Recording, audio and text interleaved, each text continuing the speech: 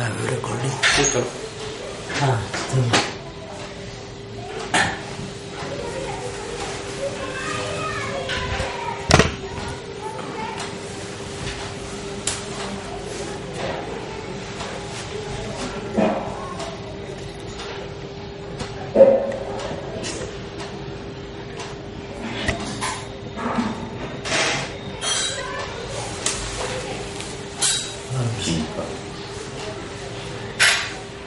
Radio नामा के दर्शकों, सूरत से पीयूष मेहता का नमस्कार। और आज मेरे साथ हमारे एक बहुत ही जाने माने रेडियो श्रोता जिनका नाम आप हर रोज रेडियो पर कहीं न कहीं किसी न किसी स्टेशन से 2-3 बार तो सुनते ही होंगे।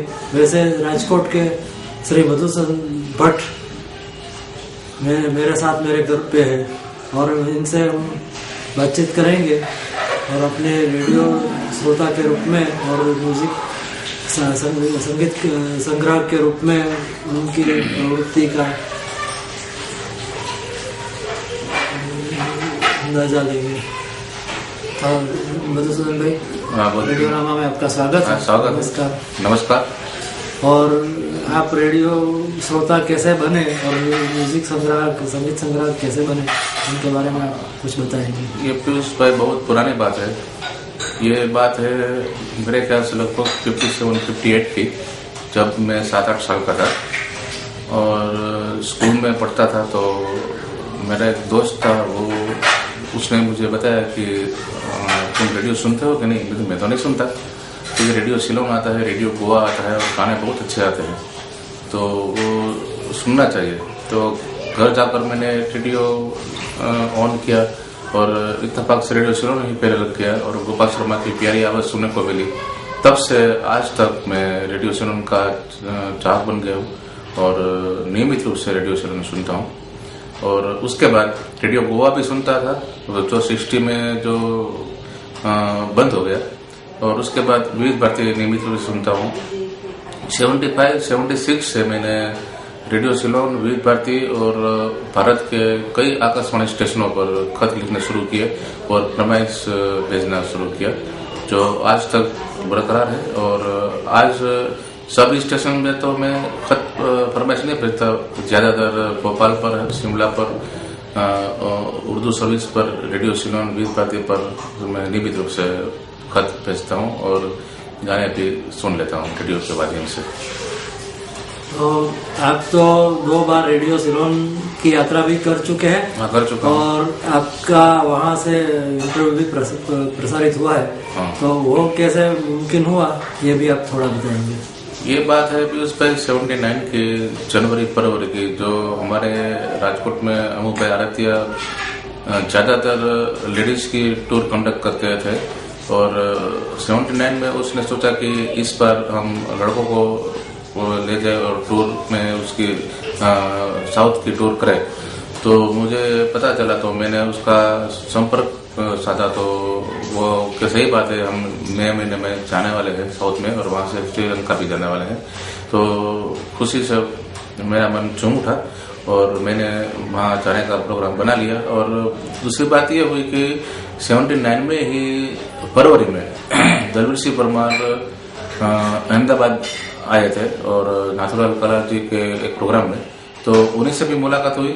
और मैंने बताया कि 99% तो मैं इस साल मई महीने में श्रीलंका आ रहा हूँ। तो दलवीर सिंह परमार भी बहुत खुश हुए और बताया, और उसने भी मेरे साथ बातचीत की और आप आइए और हमसे भी मुलाकात करें, आपका भी इंटरव्यू में लूंगा।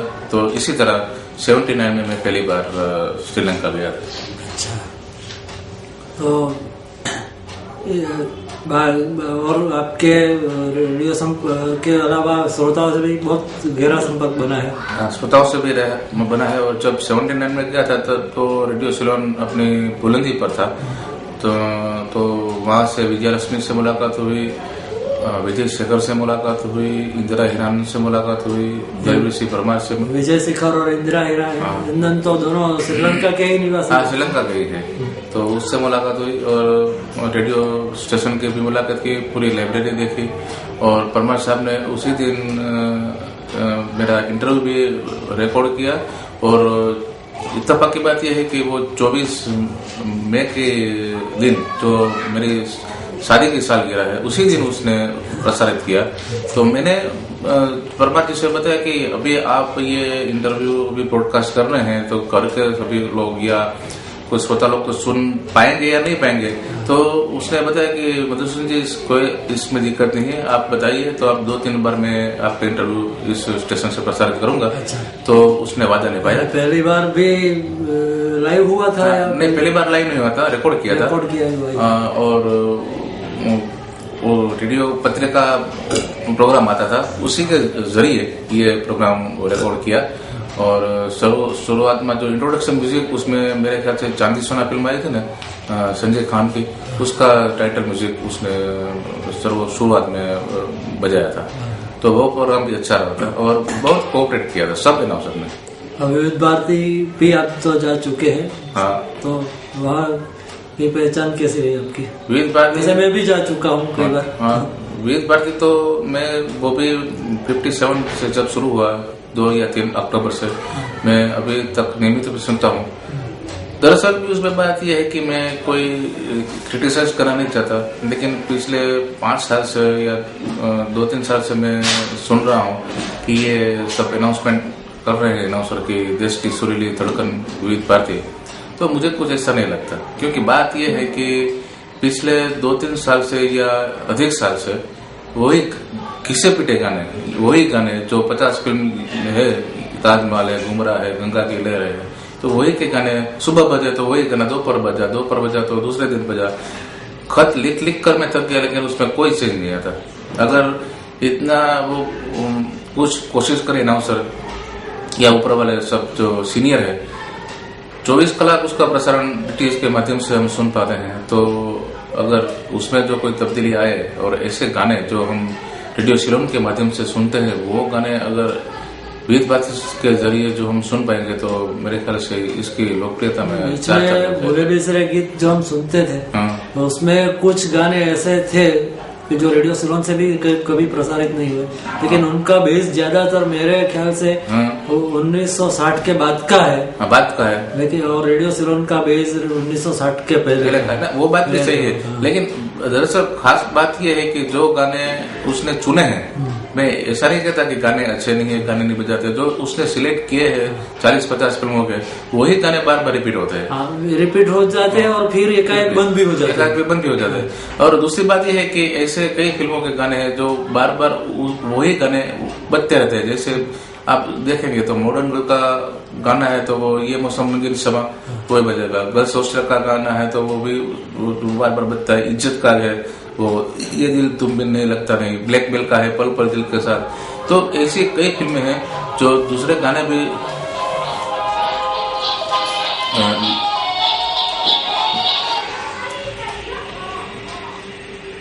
हेलो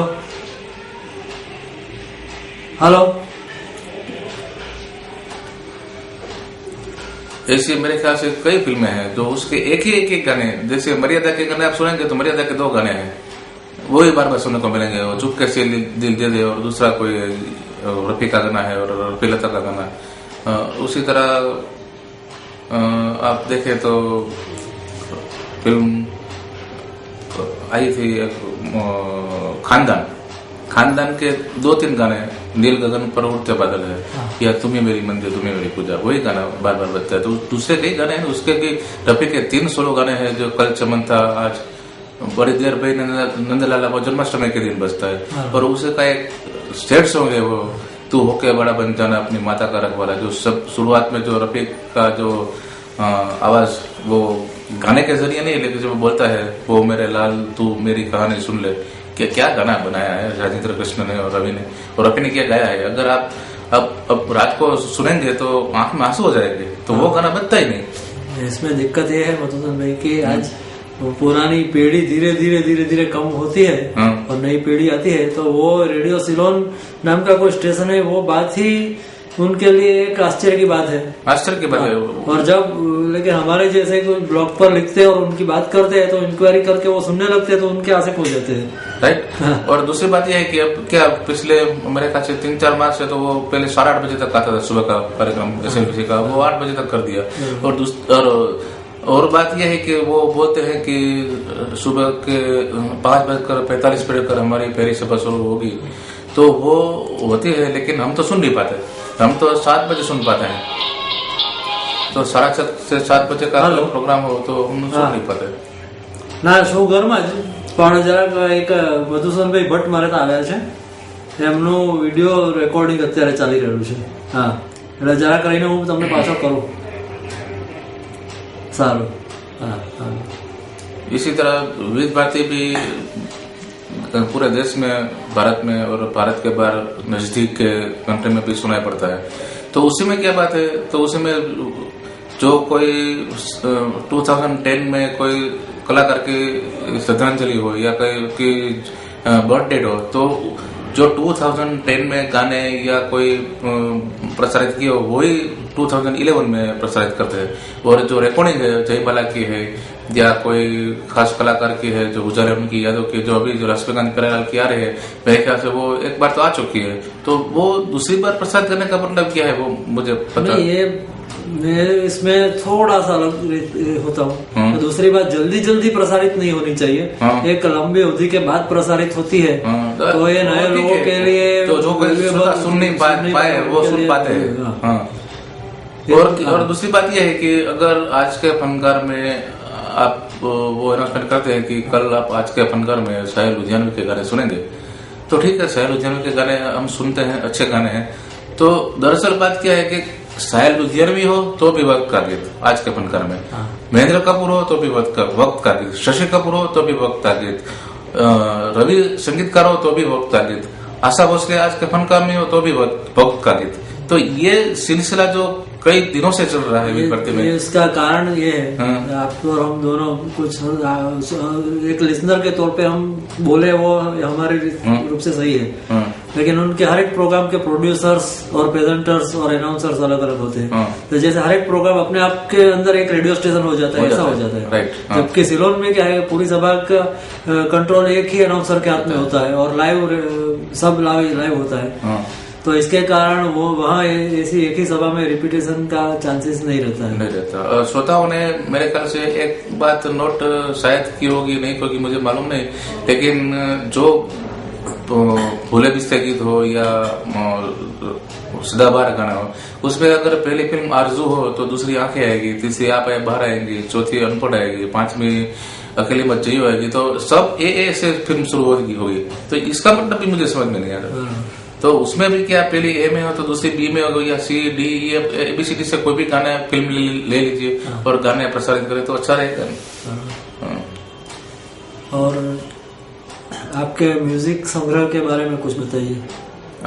मैं तो पिछले कई साल से रेडियो सुन रहा हूँ और मेरे पास अभी मेरे घर में मेरे ख्याल से 20 से भी ज्यादा रेडियो है, अलग अलग टाइप के। अब तो मोबाइल में भी आ गए हैं, लेकिन जब मोबाइल में रेडियो नहीं थे, मोबाइल नहीं था, तब भी मेरे पास अलग अलग रेडियो है। रिकॉर्ड का भी मेरे पास कलेक्शन है और पुराने CD भी है, कैसेट भी है, और लाइब्रेरी भी अच्छी तरह से मैंने मेंटेन की है। पुराने फिल्म जो भी चाहो आप 1 मिनट में मिल जाती है सब। और अभी भी अगर आपके जरिए या हरीश भाई या कानपुर अमराज के जरिए मालूम पड़े कि कोई नई बुक निकलने वाली है, निकल गई है, तो मैं परचेस कर लेता हूँ और मेरे लाइब्रेरी में रख देता हूँ। आपको सिलोन के 2 अनाउंसर्स ने भी अपनी बुक लिखी है, पुस्तक। हाँ, राइट। तो इसके बारे में थोड़ा प्रतिभाव आप दीजिए। कौन सी? एक गोपाल शर्मा जी की। गोपाल शर्मा जी की। उसने भी निकाली है, दुनिया के दोस्तों, आवाज की दुनिया के दोस्तों, और मनोहर महाजन की भी निकाली है। और दोनों पुस्तक अपनी जगह से ठीक है, अच्छी है, लेकिन वो प्रिंटिंग के बारे में बोलो तो गोपाल शर्मा की प्रिंटिंग और उसमें जो जानकारी अधिक छपी हुई है, और मनोहर महाजन की मैं ज्यादातर श्रोताओं के राय उसने लिखी है। उनकी लिखावट के छोड़कर छोड़कर श्रोताओं की और वीआईपी लोगों की जगह दिया है। और ज्यादा है। और दूसरी बात ये है कि जो श्रोताओं ने लिखा है उसमें कि ये बात उसमें भी एक्सपीरियंस है, उसमें एडिट ज्यादा हो गया है, उसमें बहुत काट नहीं, एडिट गलत ही एडिट हुआ है। हाँ, राइट। जैसे कि मैं वाद्य संगीत का फिल्मी धुनों का शौकीन हूँ, राइट। तो मैंने जो लिखा था कि उन्होंने केरसी मिस्त्री की ऑर्केस्ट्रा पर कई धुनें बजानी शुरू की थी सबसे पहले, जिसमें बहराम दारूवाला, गुड़ी सिलवाई, उन लोगों को बजाना शुरू किया था। तो उन्होंने एडिट करके ऐसा कर दिया कि जैसे क्लैरिनेट को मास्टर इब्राहिम को भी जैसे सबसे पहले उन्होंने ही बजाया, ऐसा उन्होंने मेरे नाम से लिखा है। तो ये चीज मुझे फिर केरसी मिस्त्री सोलो बॉक्स बजाते थे, तो वो केरसी मिस्त्री अरे सोलो बॉक्स वादक के और पियानो अकॉर्डियन वादक गुड़ी सिलवाई, ऐसा लिख दिया। और फिर एक और बात है कि एनोक डेनियल साहब, जिनसे मेरा और आपका दोनों के ताल्लुकात है और उनके हम फैन हैं, तो मैंने पियानो अकॉर्डियन के बारे में लिखा था कि सबसे पहले उनके पियानो अकॉर्डियन पर उनकी धुनों पर मेरा ध्यान आकर्षित हुआ था 1962 में। तो उन्होंने ये लिख दिया कि इलेक्ट्रिक गिटार वादक एनोक डेनियल, गलती कर दी। तो ये श्रोताओं के साथ थोड़ा मिस कर होते हैं, श्रोता उसमें मूर्ख दिखे अपनी भूल के बिना, राइट। वो हमें अगर गलत शब्द या गलत लिख दिया तो उसका फोन भी आएगा कि ये आपने क्या लिखा, तो ये ऐसा नहीं करना चाहिए। और दूसरी बात भी मैं बताऊं कि मैं 2004 में भी श्रीलंका गया था और 3 दिन वहाँ ठहरा, और वहाँ पे पूरा उसका बिल्डिंग भी मुझे थोड़ा नया लगा। और खास बात तो ये है कि मैंने जब 2004 में गया था, तब मैंने उसके पहले मैंने सोचा था कि मैं एक बार और जाने तो इच्छा तो है।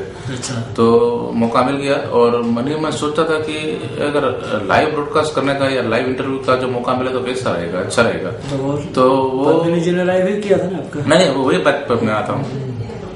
तो क्या हुआ कि वहाँ पर रिकॉर्डिंग स्टूडियो खाली नहीं था, तो पद्मिनी जी ने मुझे बताया कि आप लाइव ब्रॉडकास्ट कर सकते हैं। मैंने कहा कोई बात नहीं, दिक्कत नहीं है मुझे। तो मेरी जो वर्षों से तमन्ना थी, इच्छा थी, वो पूरी हो गई और पद्मिनी जी ने लाइव ब्रॉडकास्ट किया और वो खुश नसीब सी बात है। तो मैं बहुत खुश हुआ और गाने भी मैंने सिलेक्ट किए थे, वही गाने बजाए। तो आधा घंटा कम पड़ा, मेरे ख्याल से 1 घंटा होता तो अच्छा रहेगा। फिल्म संगीत का भंडार इतना है कि हम पूरी चीज को न्याय दे ही नहीं पाए। नहीं पाता। आधे घंटे में कितने सालों के बाद एक मौका मिलता है, तो कुछ ज्यादा पाएगा, उससे ज्यादा छूट जाएगा। तो अभी जो पीयूष भाई ने मेरा जो खास मुलाकात ली, तो पीयूष भाई का मैं आभारी हूँ। और आप श्रोताओं को भी मेरा निवेदन है कि जब कभी आप इत्तेफाक से या आपको पता चले और पीयूष भाई के लोगों पर हमारा इंटरव्यू आप सुन रहे हो, तो एक दरख्वास्त है कि ऑल इंडिया रेडियो या विविध भारती पर आप खत लिखे और प्रोग्राम में 4 लगाए। इसमें एक बात मैं भी कहता हूँ कि जितनी जो रिस्पॉन्सिबिलिटी यानी जवाबदारी विविध भारती के आयोजकों की है, उतनी ही श्रोताओं की है। क्योंकि हेलो फरमाइश में आजकल हम देखते हैं कि श्रोता जो घिसे पीटे गाने होते हैं, तो उनकी ही फरमाइश ज्यादा कर रहे हैं। और ये गाने लोकल चैनल से भी, अपने लोकल ट्रांसमिशन में भी वही गाने। एक बात बताना उस बात में भूल गया कि अभी पिछले 3-4 मास से या अगस्त सितंबर से तो ये बात हो गई है विविध भारती में कि एक गीत में सिर्फ एक ही खत शामिल करके श्रोताओं की फरमाइश ब्रॉडकास्ट करते हैं। तो पूरे भारत में एक गीत के लिए फरमाइश आई है, वो हम कैसे मान लेते हैं? ये कुछ गाने में ऐसा होता है, सभी गानों के लिए नहीं होता है। जो जाने पहचाने गाने होते हैं उसमें ज्यादा फरमाइश। मेरे ख्याल से क्या करना चाहिए, श्रीलंका की जो पॉलिसी है वो थोड़ी एडॉप्ट करना चाहिए। श्रोताओं अपने आज के ये इलेक्ट्रॉनिक युग में गाने तो सुन लेते हैं, श्रोताओं मैं उसी बात पर आता हूँ। श्रोताओं वो अपने नाम सुनने को बहुत खुश होते हैं रेडियो पर, तो नाम सुनवाए 15-20 पोस्ट कार्ड लेकर और कोई भी गाना ब्रॉडकास्ट करे तो भी अच्छा रहेगा। तो वो भी अगर सिलसिला शुरू करे, वो भी जो अपना है तो वो भी अच्छा रहेगा। तो वो कोई उसमें कोई कंप्लेंट नहीं जाएगी कि मैंने काला पानी की फरमाइश की थी और आपने काला बजर का गाना बजा दिए। वो तो वही सुनेगा कि हमारा नाम आया है कि नहीं। मेरी अपनी सोच थोड़ी सी अलग है उसमें। लोगों की बात आप करें वो आपके हिसाब से सही है लेकिन मेरे स्पेशल गाने की फरमाइश करता हूँ, मुझे उसमें ही मेरा गाना जुड़े, चालू गानों में मेरा नाम नहीं जुड़े, वो इसमें भी नहीं। वो भी बात बताऊँ मैं कि अगर वीर भर्ती में अगर आप रेडियो सिलोन के जरिए आप प्रेयर गाने की फरमाइश करें तो वो सुन पाते हैं, लेकिन वीर भर्ती में आप अगर मन चला का गीत है, वो चित्रगुप्त का गाया हुआ भगवान तुझे मैं खत लिखता, अगर आप ये हर रोज पोस्ट कार्ड एक लिखेंगे ना वीर भर्ती में, और 1/11 से 31/11 तक, तो भी आपकी वो फरमाइश पूरी नहीं होगी। उनके पास होते हुए भी चित्रगुप्त के फरमाइश वो आज के फनकार गाना है, वो गाना बजाते हैं। आज के फनकार में अगर वो तो वो भाभी का गाना है, वो बजा लेते हैं, ऊंचे लोग के गाने बज जाते हैं।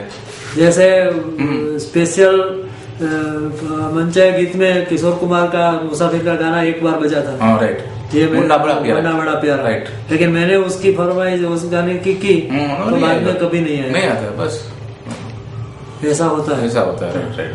तो फिर से मैं लाइब्रेरी का रख रखाव, अभी तो मैं तो 6 महीने पहले वीर भर्ती के स्टूडियो में गया था, पूरी लाइब्रेरी में गया था, लाइब्रेरी में बहुत अच्छी लाइब्रेरी है और कलेक्शन भी अच्छे है और वेल मेंटेन है।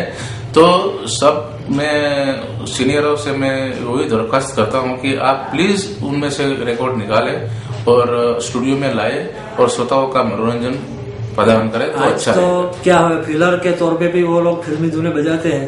तो एक धुन बजी तो इतनी बजी और गायब हो गई तो ऐसी गायब हो गई कि उनका कोई हिसाब ही नहीं। अभी कल ही वो हिट सुपर हिट में कल्याण जी आनंद जी के गाने बजाए, तो वही गाने जो सदाबहार में हम सुनते हैं, जब जब फूल खिले हैं, सफर है, तो वही सरस्वती चंद्र है, तो वही गाने शामिल किए। तो इसका क्या, उसका मतलब क्या है वो मेरे समझ में नहीं आता। एक फिल्मी धुन पर ऑफिशियल प्रोग्राम उनका आज कोई भी नहीं है, कोई नहीं है। जैसे एक आती है वो DTH में 5 मिनट का 7 मिनट का अवधि में रहती है, लेकिन वो भी क्या करते हैं, कंप्यूटर पे से स्टोर किया हुआ है, उनको सीधा बजा दिया। हमने पूछा कि कौन से आर्टिस्ट का है, तो उनको मालूम नहीं पड़ता। अभी तो गलती बहुत होती है। तो इसके बारे में एक साल पहले मैं चाहेंगे कि उनका विशेष आज के फनकार सुन रहा था, पर उसमें शंकर जयकिशन की बात हो रही थी, तो बीच में कल्याण जी आनंद जी के शंकर जी की बात हो, बीच में कल्याण जी आनंद जी का गाना आ गया, तो वो कैसे भूल होनी चाहिए। यानी थोड़ी अलर्टनेस की जरूरत है, राइट। तो अभी क्या है, वहाँ एक सिस्टम है कि अनाउंसर्स ज्यादातर नए भी होते हैं, कैजुअल अनाउंसर्स भी होते हैं, और उन स्क्रिप्ट खुद नहीं देखते, उनके प्रोग्राम प्रोड्यूसर उनको स्क्रिप्ट लेके देते। थोड़ा इंटरेस्ट लेना चाहिए, तो गुजराती में क्या बात है ना, अपनी स्क्रिप्ट में चेंज करने का उनका कोई अधिकार नहीं है। राइट। सीनियर अनाउंसर है तो सुधार के कर सकते हैं, लेकिन जूनियर को अपना जो काम बाय हार्ट होता है ना, वो उसका रिजल्ट अच्छा आता है। गुजराती में कहावत नहीं है, जो मिठाई वाले की दुकान को मिठाई अच्छी लगती है। सिलोन पे भी हम देखेंगे तो रूबी स्मिता भी नई जवान अनाउंसर है, राइट। तो उनके शौक में या उनकी जानकारी में, उनके अनुभव में थोड़ा बहुत फर्क तो दूसरे अनाउंसरों के हिसाब से पड़ेगा। वो स्थिति विविध भारती में तो ऐसे काफी लोग हैं। तो थोड़ा क्या है तो प्रोग्राम शेड्यूल धीरे धीरे ये सीखेंगे, करते हो पहले थोड़ा सोचना चाहिए उसमें क्या गलती है, क्या है वो सोचना चाहिए, लेकिन आजकल प्रोग्राम प्रोड्यूसर ऐसे प्रोग्राम उन्होंने साथ मिलकर ये काम करना चाहिए। चलिए, तो आप हमारे घर आए, मेरे साथ ये बात की कैमरे के सामने, इसके लिए आपका बहुत बहुत धन्यवाद, और कभी फिर मिलेंगे। नमस्कार के दर्शकों, सबको भी दर्शकों को भी मधुसूदन भट्ट की ओर से नमस्कार, और पीयूष पैका भी को आभारी हूँ, ये मौका मुझे मिला और आपने जो मेरा इंटरव्यू लिया, thanks a lot, very nice.